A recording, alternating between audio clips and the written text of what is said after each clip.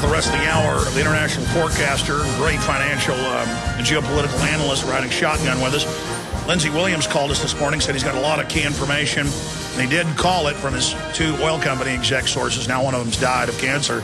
That looked for the Middle East to have massive turmoil, but then looked to China. That oil prices would be going up, and they magically started going up.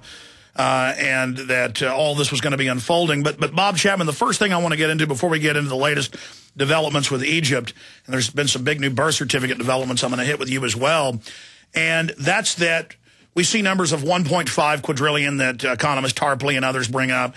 Washington Post says 600 trillion is what the derivatives are. The bankers have bought off Western governments to claim that we owe this money when it's their debt, not owed by us. Correct me if I'm wrong, but if we cut all entitlements worldwide, it wouldn't even pay for a few percentage points of the 1.5 quadrillion. But if we can put this on screen, I didn't warn the guys, but we can try to pull it up. London Telegraph, Associated Press, Davos calls for 100 trillion in new credit. Sarkozy calls for 100 trillion. And then under fractional reserve banking, they can loan out 10 times that, so that's 1,000 trillion or 1 quadrillion. And Soros is making more statements like I'm having a great crisis like he made last year at Davos. There's the headline. World needs 100 trillion more credit, says World Economic Forum. And what they mean is give them the money backed by our tax dollars, and then they loan it back to credit card holders at 25, 30% interest, to governments at 10, 20, 30%, to corporations. I mean, this is crazy. They create the crisis, offer the solution, give them more power, and it's even admitted mainstream news that the dollar devaluing, driving up commodities, mainly food, upwards of half of the Egyptians and these other Middle Eastern countries being on the equivalent of food stamps. The average, about half of Egyptians make $2 or less. They're starving. You look at these rioters. I mean, some of them look like concentration camp victims. Not one of them is fat like a lot of Americans or myself, a little overweight. I mean, and the media is spinning it, oh, they're Muslim radicals on Fox News and CNN. Are they Muslim radicals doing it in Dublin, Ireland, or in areas of Greece like Athens? No, it's the same problem. So break down this demand for 100 trillion more, and then how much they're going to leverage that. Well, they've been working on that plan for several months. Most people don't know about it. And the plan is for the whole world. That would be about $10 trillion a year. And they're just going to continue, they think, to inject this money into the world system to keep it from collapsing. And, of course, during that period of time, all of the currencies continue to devalue against one another, but more importantly, against gold and silver. That average has been on gold 17 to 18% for 11 years and 20 to 21% on silver. But that's what they intend to do. It's just like last May when I called here on the program for QE2 and QE3. Everybody was going, I don't think so. Well, it turned out that way, and I think we're going to get number 3, and that's part of number 3. And Bob, I got to interrupt. You said that 2 weeks ago here. It's on record and in your newsletter. But explain what QE2, QE3, SDR is for those that don't know. Well, quantitative easing. It's another euphemism for explaining the creation of money and credit out of thin air. The IMF issues SDRs, special drawing rights. They are not backed by anything. It's just another phony baloney currency. And it's not used very widely. They tried to implement in 1967-68. It was a disaster. In fact, gold ran up for the first time in that time period, and the government illegally came in and squashed it. As I found out years later, I didn't know it at the time, but they want to continue to liquefy. And when you liquefy and throw money at the problem, you just get more inflation. Eventually, it leads to hyperinflation and then a collapse and deflationary depression. And that's what they want worldwide. And they think out of this mess that they've created, they're going to be able to force us to accept world government, and it's not going to happen. Well, that's the plan. They've engineered the crisis on record. We have the IMF World Bank documents. They think they're going to finagle a global police state out of the unrest. Food prices go up in the U.S. It hurts. Food prices go up in Egypt. People start starving to death. And you can't just call them Muslim extremists. They're so desperate with their kids starving at home, they're lighting themselves on fire. And no doubt this is already sending oil and gold and food and other commodities up.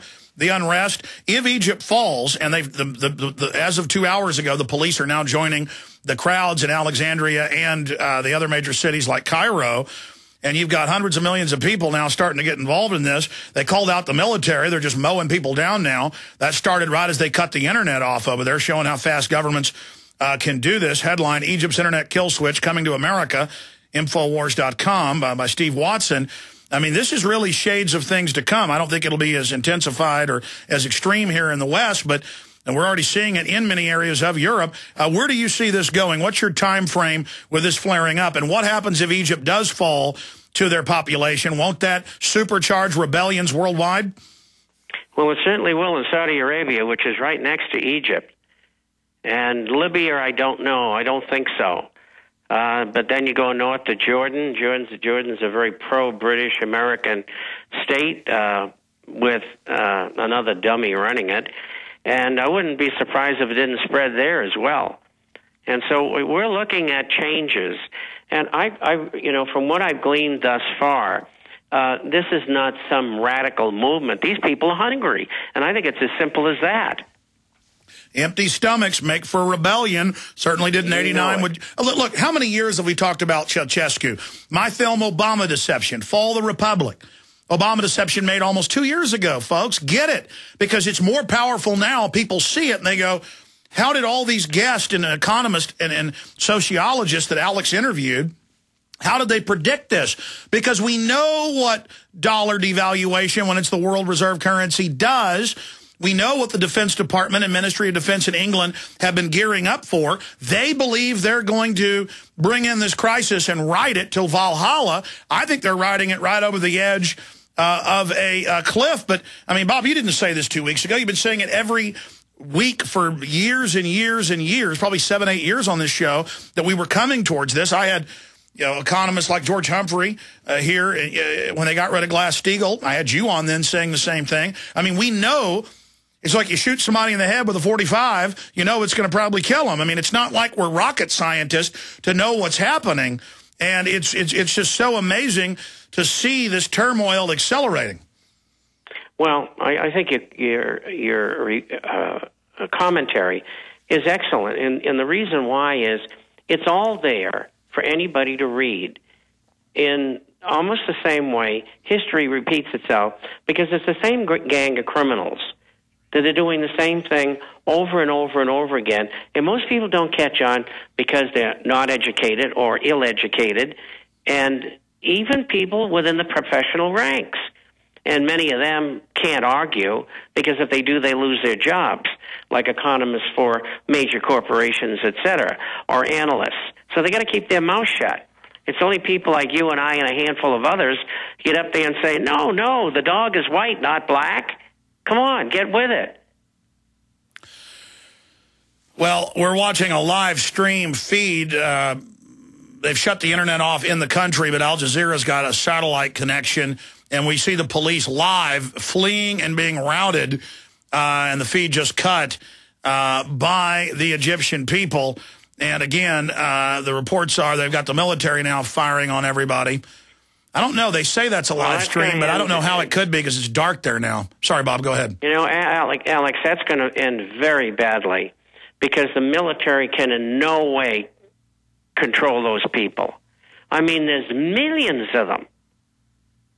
You know, they throw enough rocks, you're going to knock the guy down, whether he's got a helmet and a vest on, and then you take his weapon, and then things really get hot. And I think that's going to happen. This thing is full-blown.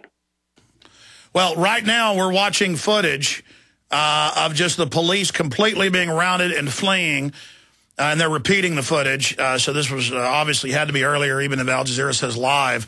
But just absolutely incredible. And they've called the military out.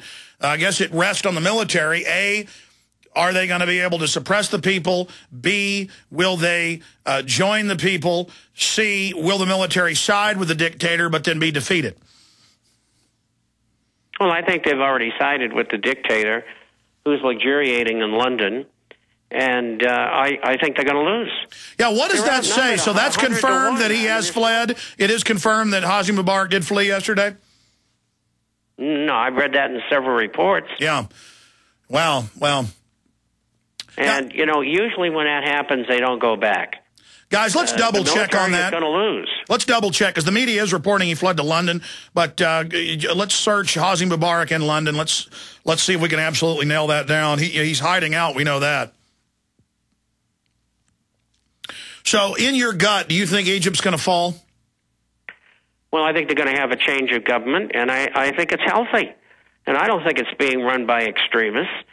These people are hungry. And the same thing happened in Tunisia. I've been in all these countries. And, you know, the poverty's terrible. I mean, that includes Morocco and Algeria. And you know, you go south, it's just as bad. Nigeria, I mean, it's one big dingy ditch. Those are the ditches that run along the streets where people relieve themselves. There's some things Americans just don't know go on in this world. We've got several publications we've been putting up on screen. The big Israeli newspapers, Israeli National News, is reporting that Mubarak's wife and son have fled to London amid protest. We've got other reports that he's fled as well. And, yeah, if he's fled, that's pretty much a shoo-in that it's going to be a change in government. The question is, what will it be? We're going to ask Bob if he thinks there's any way this could be Western intelligence behind this, as some people are saying. Wayne Madsen concurs with us and thinks this is organic due to food prices. Hi, this is Alex Jones. Did you know that the global elite are now storing non-hybrid seeds in secret storage vaults near the Arctic Circle? Did you know that in a real meltdown, non-hybrid seeds can become more valuable than silver or gold? It's true, seeds have outperformed even gold and silver before in this country, and it's possible that could even happen again. So our friends at Solutions from Science have put together the perfect mix of non-hybrid seeds. They call it a survival seed bank, and it can produce an endless supply of nutrient-dense food for you and your family. And here's the best part. These seeds have not been genetically modified in any way, and you actually get enough seeds to plant a full-acre crisis garden. So visit them today at survivalseedbank.com. That's survivalseedbank.com, or give them a call at 877-327-0365. That's 877-327-0365. Remember, in a real crisis, non-hybrid seeds are the ultimate barter item. This is Alex Jones for survivalseedbank.com. Go solar for cheap. Want to use solar power but the price is too high? Now you can build your own solar panels for less than $200 at 123cheapsolar.com. Don't laugh. We've sold over 45,000 solar do-it-yourself kits. Watch the step-by-step videos that even non-handyman types can use. We offer a 60-day money-back guarantee. Go to 123cheapsolar.com or call 800-713-0486. 800-713-0486. Reduce your foreign oil dependency when you go green with 123cheapsolar.com. We the people grow cotton, weave fabric, engrave ink, embed strips and fibers to protect from counterfeit and carting to a private bank, having it lent back at interest, forcing taxes to service debt. This capitalism, or was Jefferson correct when stating a central bank issuing the public currency is a greater menace to the liberties of the people than a standing army? Hi, Ted Anderson. I'm placing a silver dollar in a book explains our monetary system. Call for your copy, 800-686-2237. It's time to understand the system. Call 800-686-2237. That's 800-686-2237.